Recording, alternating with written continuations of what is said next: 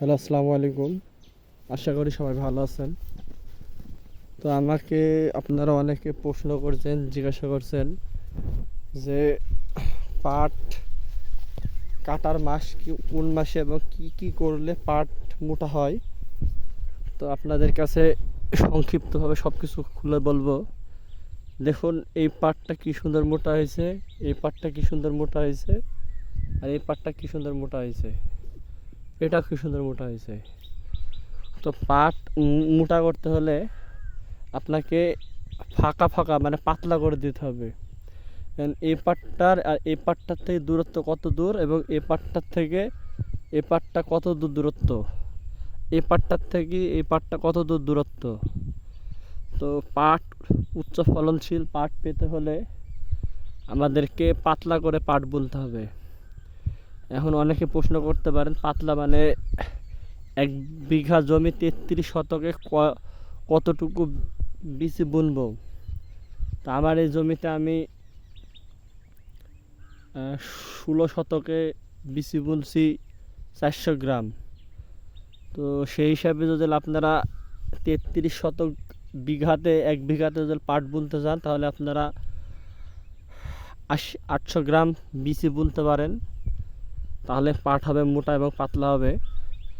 এবং পাট বোনার সময় আপনারা বেশি করে সার প্রয়োগ করবেন, বিশেষ করে পটাশ এবং ফসফেট।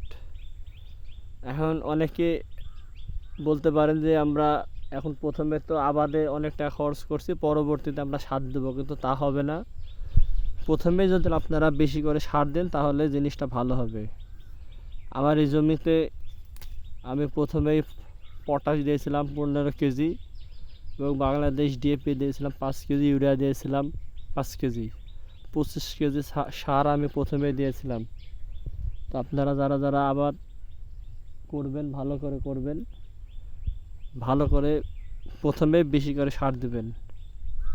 সারের কোনো গুরুত্ব অপরিসীম, সারের গুরুত্ব অপরিসীম। তাই সবাই আমরা অধিক পরিমাণে সার না দিয়ে প্রয়োজনে সার দেবো, তবে যা দেবো প্রথমে দিয়ে দেবো যাতে আমাদের আবাদটা ভালো হয়। এবং আপনারা অনেকে জানতে চেয়েছেন যে পাটটা কোন মাসে কাটা হয়। এই পাটটা কাটা হবে শ্রাবণ মাসে। শ্রাবণ মাসের শেষের দিকে পাটটা কাটা হবে। যেহেতু আমার পাটটা নামলা, আমি পাটটা একটু নামলা বলছি, আমার পাটটা অধিক সময় থাকবে। তো সেক্ষেত্রে আমি শ্রাবণ মাসের দিকে পাট কাটবো। তো আপনারা যারা আগে ফাঁকে পাট বুনছেন তারা আর 15 দিন পর পাট কাটতে পারবেন।